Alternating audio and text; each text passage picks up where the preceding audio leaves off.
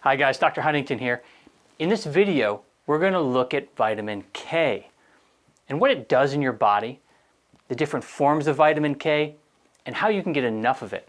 But the first thing to know about vitamin K is that it's extremely important to your health.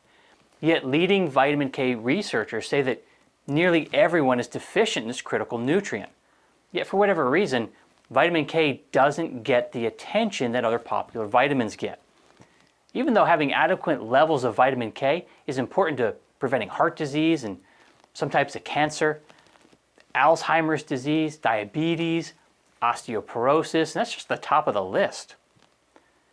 It's important to know that there are three different types of vitamin K. There's K1, K2, and K3. The main role of vitamin K1 is blood clotting. Fortunately, most people have enough K1 to achieve adequate clotting. Now, vitamin K1 is found naturally in plants, and you can typically get enough from eating leafy greens such as collard or kale and spinach. You can also get it from veggies like broccoli and Brussels sprouts. Now, vitamin K2 has several different forms. The most well-known are called MK4 and MK7. The form you want to consume is MK7 because that's the natural form.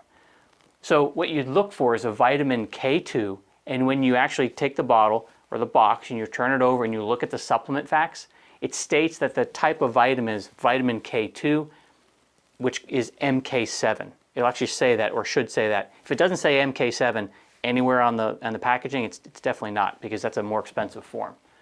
Now, why do you need enough K2? Well, a K2 deficiency is thought to be a contributing factor in Alzheimer's disease.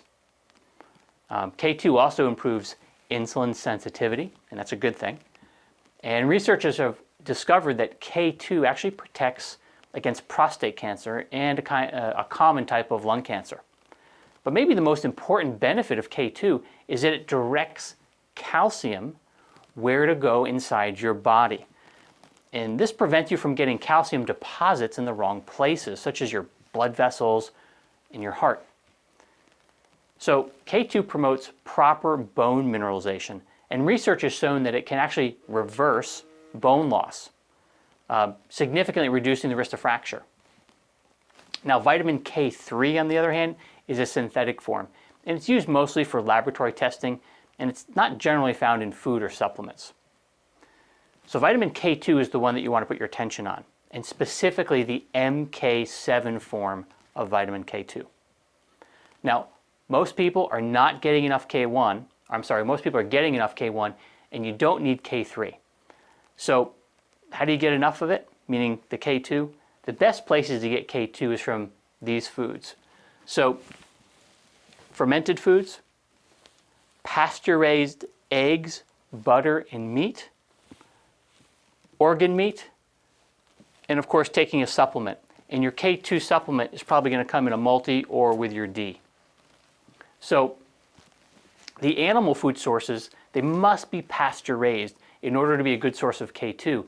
And this is because animals, what they're consuming is they're consuming K1 in the form of plants, right? And then the K1 actually gets converted to K2 inside the animal's body.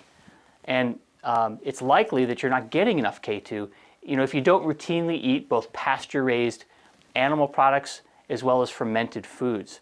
And that's why I recommend taking a supplement that contains K2 in the MK7 form. If you're using the BodyManual line of products, you'll find K2 in two of our products. There's vitamin D3K2, and there's also my multivitamin, which is called multivitamin mineral. Now, just as a word of caution in terms of K2, if you're taking a prescription anticoagulant or blood thinner, you should monitor your vitamin K intake, both nutritionally as well as through supplements, and talk to your doctor about whether you can take a supplement that contains vitamin K2. Because although it's vitamin K1 that is the main form that affects blood clotting, K2 does have a slight effect in that area in terms of blood clotting as well. All right, I'll see you in the next video.